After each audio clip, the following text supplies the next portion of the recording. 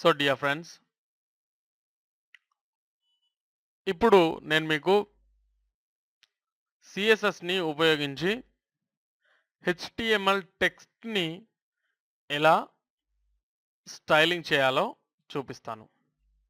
Okay, so మనం సిఎస్ఎస్ని ఉపయోగించాలంటే మనకు కావాల్సింది ప్రాపర్టీస్ అని తెలుసు.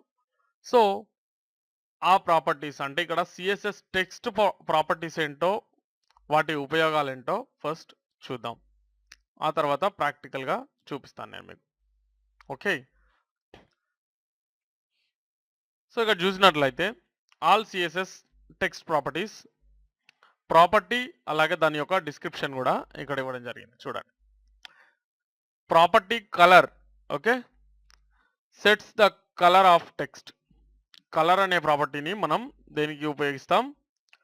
కలర్ని సెట్ చేయడానికి ఉపయోగిస్తాం. దేని కలర్ని? టెక్స్ట్. ఇక్కడ కంప్లీట్ టాపిక్ అబౌట్ టెక్స్ట్ కాబట్టి ఇంకా వేరే ఊహించడానికి అవకాశమే లేదు. Okay, so direction property, direction అనేది ఏం చేస్తుంది?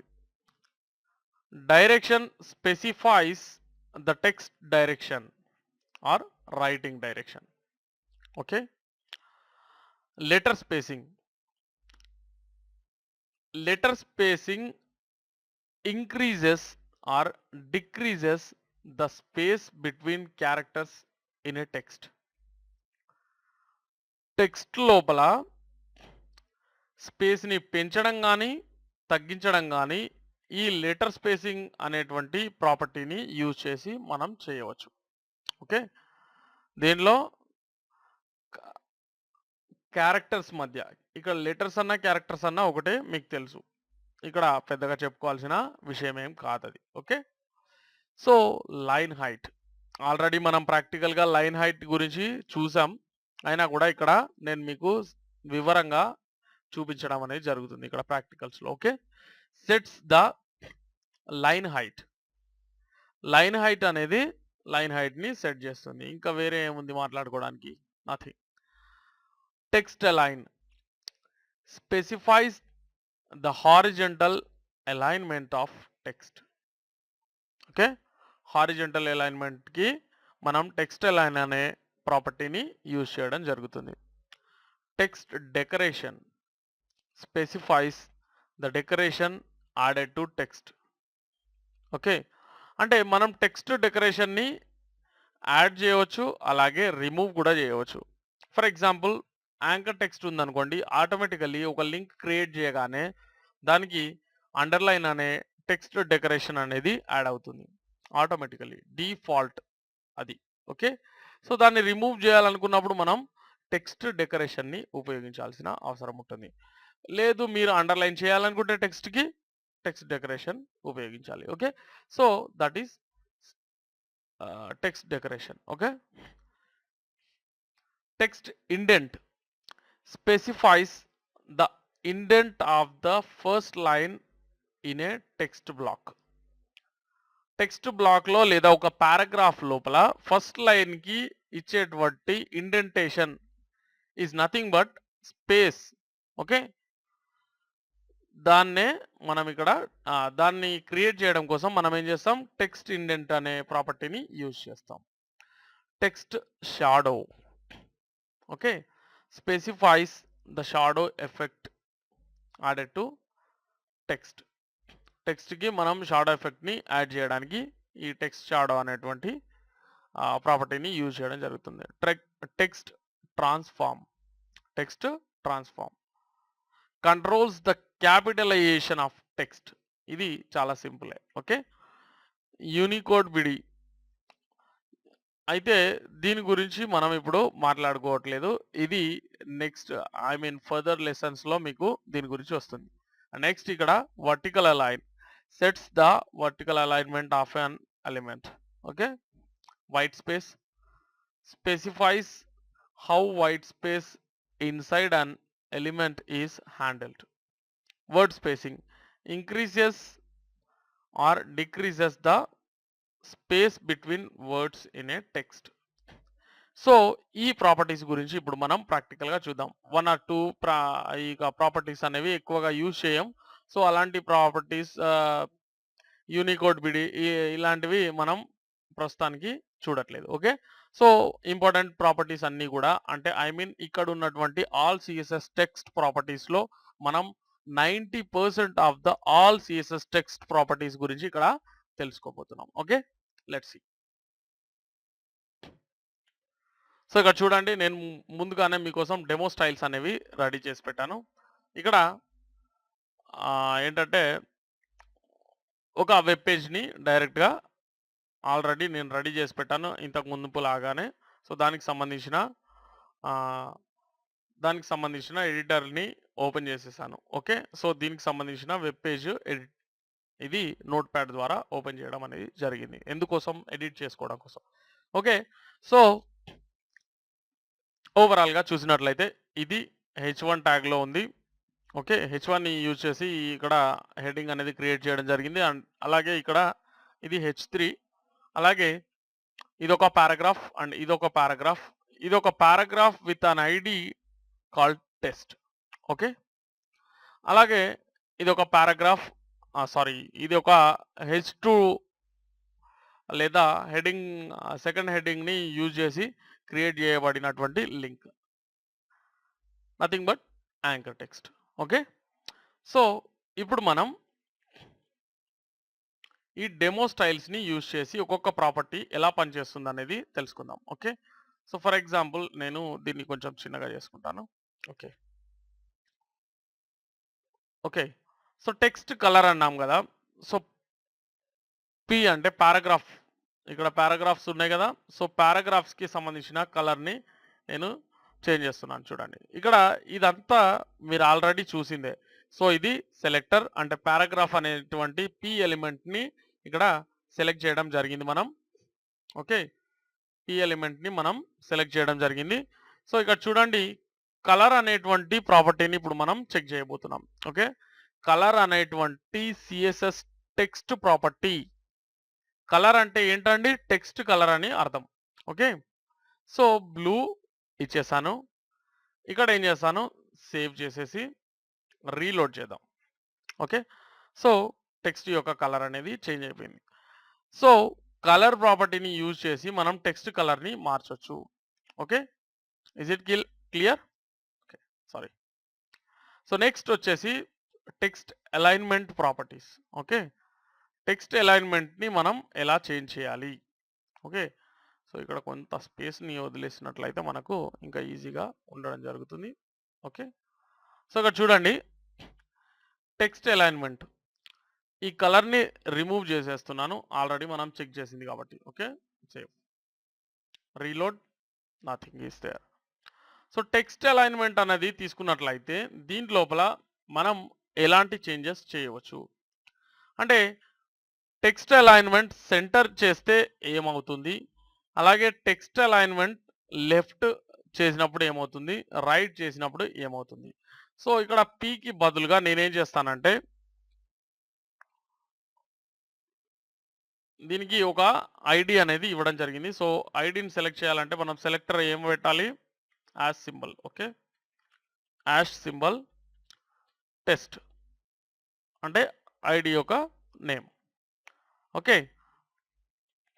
సో ఇదన్నింటికి నేను కాపీ చేసేస్తున్నాను. సో ఇక్కడ చూడండి, టెక్స్ట్ అలైన్ అనేది సెంటర్లో చేసినప్పుడు ఈ పారాగ్రాఫ్లో ఎలాంటి మార్పు జరుగుతుందో మనం ఇప్పుడు చూద్దాం. ఓకే, సో చూడండి, సేవ్ చేశాను. రీలోడ్ చేసినప్పుడు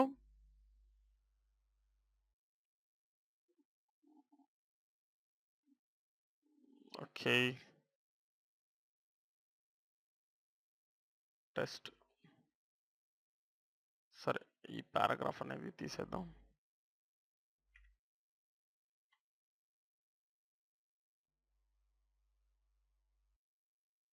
ఓకే, సో చూడండి, ఈ ఐడిని మనం చూసినప్పుడు ఓకే, సో ఇక్కడ పి అనేది యూజ్ చేయనక్కర్లేదు అనుకోండి. So paragraph ID.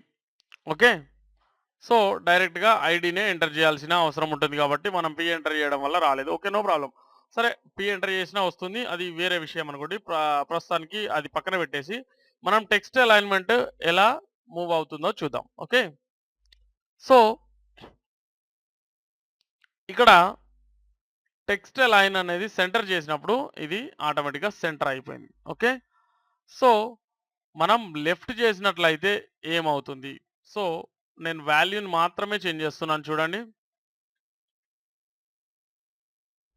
ఇది డిఫాల్ట్ వాల్యూ. అలాగే ఇంకో ఏముంది ఇక్కడ, రైట్ ఉంది.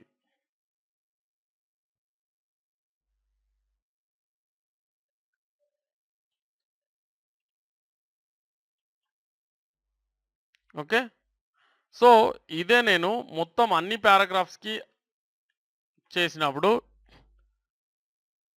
సో చూడండి, ఇలా రైట్ అలైన్‌మెంట్ అనేది తీసేసుకుంది. ఓకే, సో ఇక్కడ చూడండి, ఫర్ ఎగ్జాంపుల్ ఇక్కడ నేను లెఫ్ట్ అలైన్‌మెంట్ చేసేస్తున్నాను. సో డిఫాల్ట్ అలైన్‌మెంట్ ఇది డిఫాల్ట్.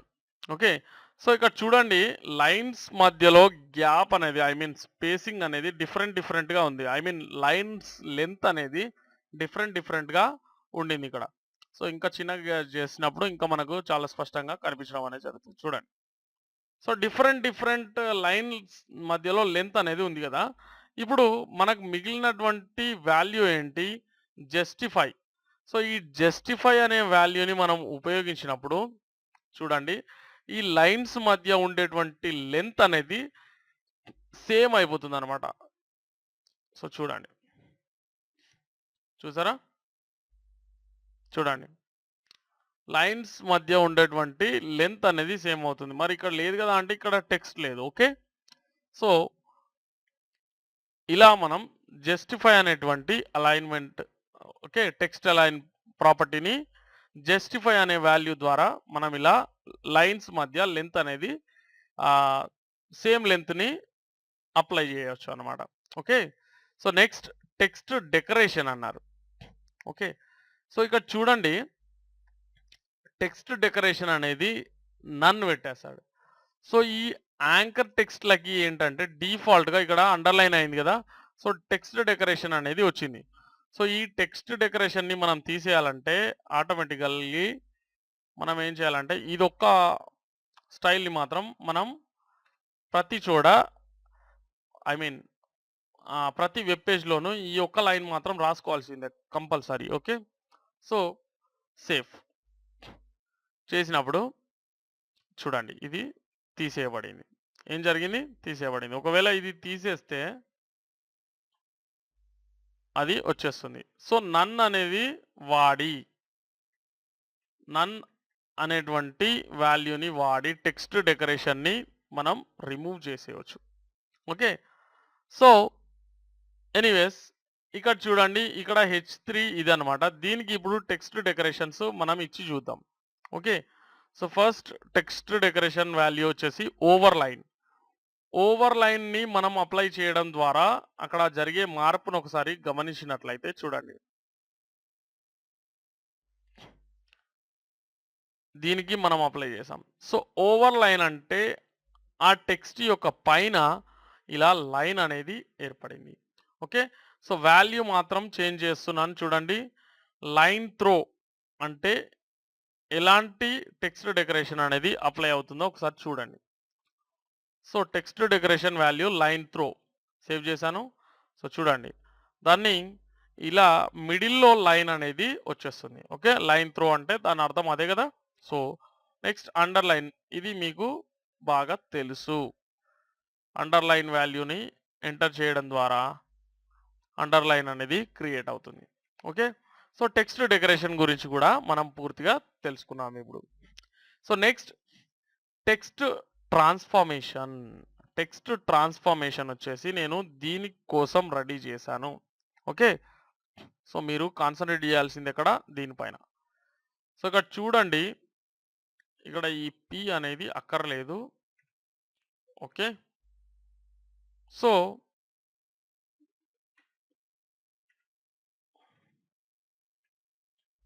సో సేవ్ చేసేసాను. ఇక్కడ టెక్స్ట్ ట్రాన్స్ఫార్మ్ అప్పర్ కేస్ అన్నప్పుడు ఏమవుతుంది?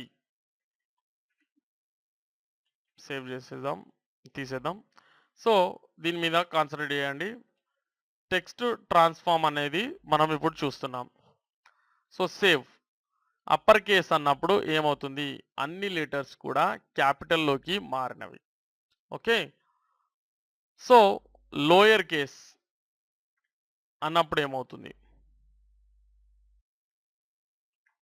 Lower case.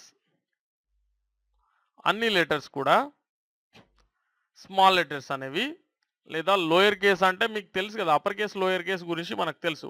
కాకపోతే ఇక్కడ టెక్స్ట్ ట్రాన్స్‌ఫార్మ్ అనేటువంటి ప్రాపర్టీని యూజ్ చేసి అది చేస్తామనే విషయాన్ని ఇప్పుడు మీరు తెలుసుకున్నారు. ఓకే. So, capitalise. క్యాపిటలైజ్ అనేది డిఫాల్ట్ వాల్యూ. డిఫాల్ట్ ఏం కాదు. జనరల్‌గా ప్రతి వర్డ్‌లోని ఒక ఐ మీన్ ప్రతి వర్డ్‌లోని ఫస్ట్ లెటర్ క్యాపిటల్‌గా మార్చబడుతుంది. ఓకే. టెక్స్ట్ ట్రాన్స్‌ఫార్మ్ క్యాపిటలైజ్ చేసినప్పుడు ఏమవుతుంది? ప్రతి వర్డ్‌లోని ఒక ఫస్ట్ లెటర్ అనేది ఇలా క్యాపిటలైజ్ చేయబడుతుంది. ఓకే. ఫర్ ఎగ్జాంపుల్ నేనిక్కడ దీంట్లో స్పాన్‌ని యూజ్ చేసి మనం ఇక్కడ నుంచి ఇక్కడ వరకు చేసి చూద్దాం. జరుగుతుందా? లేదా? ఓకే. సో, షీ లివ్డ్ అనేది ఉంది కదా! ఇక్కడ నుంచి స్పాన్ అనేది అప్లై చేస్తున్నాను చూడండి నేను span. Okay. With her husband వరకు స్పాన్‌ని ఎండ్ చేసేస్తున్నాను. సో, స్పాన్ ఎందుకు యూజ్ చేస్తామని చెప్పుకున్నామండి? యెస్. ఒక లైన్‌లో ఒక పారాగ్రాఫ్‌లోని ఒక లైన్‌ని మనం స్టైలింగ్ చేయడం కోసం స్పాన్ అనేది యూజ్ చేస్తాం. లివ్డ్ విత్ హర్ హస్బెండ్ అనేంత వరకు మనం స్పాన్ అనేది అప్లై చేశాం. ఓకే. సో, ఇదే స్టైల్‌ని నేను స్పాన్‌కి చేస్తాను. ఓకే. స్పాన్. క్యాపిటలైజ్ అనేది తీసుకున్నాం కదా! సో, ఇప్పుడు సేవ్ చేశాను. చూడండి. లివ్డ్ విత్ హర్ హస్బెండ్ అనేది గమనించినట్లయితే ఫస్ట్ లెటర్ మనకు క్యాపిటలైజ్ చేయబడింది. ఫస్ట్ వర్డ్‌లో, సెకండ్ వర్డ్‌లో కూడా సేమ్. థర్డ్ వర్డ్‌లో అండ్ ఫోర్త్ వర్డ్‌లో కూడా క్యాపిటలైజింగ్ అనేది జరిగింది. సో, మీరు ఎక్కడైనా టైప్ చేసినప్పుడు మీరు ఓకే. కంప్లీట్‌గా స్మాల్ లెటర్స్ టైప్ చేసుకుంటూ వెళ్ళొచ్చు. అలాగే మీరు ఇక్కడ స్టైలింగ్ ద్వారా దాన్ని క్యాపిటలైజ్ చేయవచ్చు. ఓకే. సో, ఇక్కడ టెక్స్ట్ ట్రాన్స్‌ఫర్మేషన్ అనేది మనం నేర్చేసుకున్నాం. నెక్స్ట్ మిగిలిందేంటంటే టెక్స్ట్ ఇండెంటేషన్. టెక్స్ట్ ఇండెంటేషన్ అంటే ఏం చెప్పుకున్నాం మనం? ఇప్పుడు ఒక పారాగ్రాఫ్‌లోని ఫస్ట్ లైన్‌లో ఇండెంటేషన్ లేదా వైట్ స్పేస్‌ని క్రియేట్ చేయడానికి వాడే ప్రాపర్టీ లేదా సీఎస్ఎస్ ప్రాపర్టీయే ఈ టెక్స్ట్ ఇండెంట్. ఓకే. సో, ఇప్పుడు ఇది పారాగ్రాఫ్స్‌కి అప్లై చేసి చూద్దాం. ఓకే. సేవ్ చేస్తున్నాను. చూడండి. ప్రతి పారాగ్రాఫ్‌లో ఫస్ట్ లైన్‌కి మనకు స్పేస్ అనేది క్రియేట్ అయిందా? లేదా? సో, అదనమాట. ఓకే. సో, టెక్స్ట్ ఇండెంటేషన్ గురించి తెలుసుకున్నాం. ఇప్పుడు లెటర్ స్పేసింగ్ దేనికోసం క్రియేట్ చేశాను? హెచ్3. హెచ్3 అనేది మనకు ఇక్కడుంది. ఓకే. స్రో సో సారీ. సో, ఇక్కడ చూడండి లెటర్ స్పేసింగ్ 3 పిక్సెల్స్ ఇచ్చినాను. ఇది తీసేస్తున్నాను. లెటర్ స్పేసింగ్ అనే ప్రాపర్టీని 3 పిక్సెల్స్ వాల్యూతో అప్లై చేసినప్పుడు సో, చూడండి. అలాగే -3 పిక్సెల్స్ అనేది మనం అప్లై చేస్తే ఎలాంటి తేడా జరుగుతుంది? సేవ్. సో, చూడండి. ఇలా దగ్గరకొచ్చేసినవి. సో, అంటే మనం స్పేసింగ్ అనేది ఇవ్వచ్చు. అలాగే రెడ్యూస్ కూడా చేయవచ్చు. ఓకే. వాటి మధ్య స్పేసింగ్ అనేది పెంచవచ్చు. అలాగే తగ్గించవచ్చు అని దాని అర్థం అన్నమాట. ఓకే. సో, లెటర్ స్పేసింగ్ గురించి కూడా మనం తెలుసుకోవడం జరిగింది. ఇప్పుడు line height. Okay. Line height అనేది ఫస్ట్ ఇది రిమూవ్ చేద్దాం. Normal condition. So line height అంటే మనం ఇదివరకు చూసాం. లైన్ల మధ్య ఉండేటువంటి గ్యాప్‌నే లైన్ హైట్‌గా తీసుకుంటాం. సో ఇప్పుడు ఫస్ట్ ఇది అప్లై చేసి చూద్దాం మనం. 0.8 ఓకే. 0.8ని తీసుకున్నప్పుడు లైన్ హైట్ అనేది చాలా తగ్గించబడింది. ఓకే. చాలా దగ్గరకయిపోయింది. ఒకసారి ఇది తీసేస్తున్నాను చూడండి. కంట్రోల్ జెడ్ సారీ ఇది తీసేయండి. సేవ్. ఇది నార్మల్ స్టేజ్. ఒకవేళ మీరు ఇలా 0.8 అనేది లైన్ హైట్‌ని అప్లై చేసినప్పుడు అది చాలా దగ్గరగా అయిపోతుంది చూడండి. చూసారా? సో అది తేడా. ఒకవేళ ఇక్కడ ఇచ్చినట్టుగా ఎక్కువ లైన్ హైట్ ఇచ్చినప్పుడు 1.8 అనేది ఇచ్చినప్పుడు సో లైన్ హైట్ 1 అనేది నార్మల్ కండిషన్ అయితే దానికంటే 1 కంటే తక్కువ, ఎక్కువ చేయడం ద్వారా మనం దాని యొక్క లైన్ హైట్ అనేది పెంచవచ్చు, అలాగే తగ్గించవచ్చనమాట. సో చూడండి. సో నార్మల్ కంటే ఇది ఎక్కువ లైన్ హైట్ అనేది తీసుకోవడం జరిగింది. ఓకే. సో లైన్ హైట్ అనేది తీసేస్తున్నాను. మీకు లైన్ హైట్ గురించి ఇప్పుడు పూర్తిగా అర్థమైపోయింది. Okay. So text decoration direction. Text direction అనేది ఇక్కడ ఒక రకంగా చెప్పాలంటే మనకు సో ఎందుకు చూడడం ఎందుకు? మీకు ఇది చూడగానే అర్థమైపోతది గదా! సో చెప్పడం ఎందుకు? ఆర్‌టిఎల్ అంటే ఏంటంటే రైట్ టు లెఫ్ట్ అని అర్థం. ఓకే. సో నేను హెచ్3కి అప్లై చేశాను. సో చూడండి. సో దీనివల్ల పెద్దగా యూసేజ్ ఉందని నేను అనుకోవట్లేదు. ఎందుకంటే ఇక్కడ చూడండి మనం టెక్స్ట్ అలైన్ అనేటువంటి ప్రాపర్టీని యూజ్ చేసినప్పుడు కూడా ఇదే చేంజ్ జరిగింది. ఒకవేళ ఇప్పుడు చూడండి డైరెక్షన్ అనేది పక్కన పెట్టేస్తాను నేను. సో తీసేసాను. ఇది కండిషన్ గదా! ఒకవేళ టెక్స్ట్ అలైన్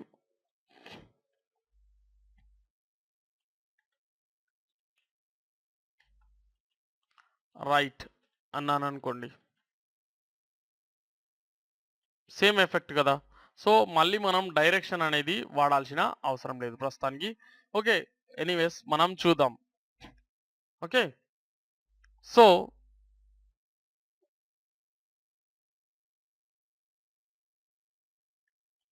ఓకే.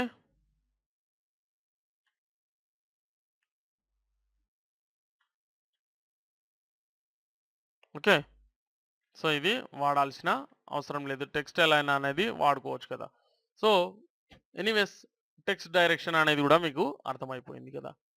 అండ్ ఇక్కడ ఫైనల్లీ వర్డ్ స్పేసింగ్ అనేది చాలా ఇంపార్టెంట్. కొన్ని సందర్భాల్లో మనం ఎక్కువగా దీన్ని వాడాల్సిన అవసరం అనేది ఉంటుంది గదా! ఓకే. సో వర్డ్ స్పేసింగ్ అనేది ఇక్కడ 10 పిక్సెల్స్ నేను అప్లై చేశాను. ఒకవేళ హెచ్3కి దీనిపైన కాన్సంట్రేట్ చేయండి. ఓకే.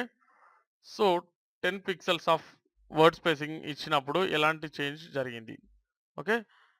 గ్యాప్ అనేది పెరిగింది. ఓకే. -5 పిక్సెల్స్‌గా దీన్ని మారిస్తే ఏంటి పరిస్థితి? అంటే మధ్యలో స్పేస్ అనేది రెడ్యూస్ చేయబడి దాదాపుగా కరెక్ట్‌గా దాని మధ్య ఉండేదే 5 పిక్సెల్ 0 స్టేజ్‌లో ఉంటే దానికి ఆహ్, జీ -5 పిక్సెల్స్ అనేది మనం తీసేస్తే ఐ మీన్ అక్కడ ఉండేదే 5 పిక్సెల్స్ కరెక్ట్‌గా అనుకోండి ఫర్ ఎగ్జాంపుల్. సో మీరు 5 పిక్సెల్స్ మైనస్‌లో పెట్టినప్పుడు అది రెడ్యూస్ అయిపోతుంది. ఓకే. సో ఇవి మనం టెక్స్ట్‌ని స్టైలింగ్ చేయడం కోసం ఉపయోగించేటువంటి సిఎస్ఎస్ ప్రాపర్టీస్. ఓకే. సిఎస్ఎస్ యొక్క టెక్స్ట్ ప్రాపర్టీస్ గురించి ఇప్పుడు మీరు తెలుసుకోవడం జరిగింది. ఓకే. సో ఈ లెసన్‌లో మీకేదైనా డౌట్ ఉంటే మీరు మాకు కామెంట్ ద్వారా తెలియజేసినట్లయితే మేము మీకు డౌట్‌ని క్లారిఫై చేసే ప్రయత్నం డెఫినిట్‌గా చేస్తాం.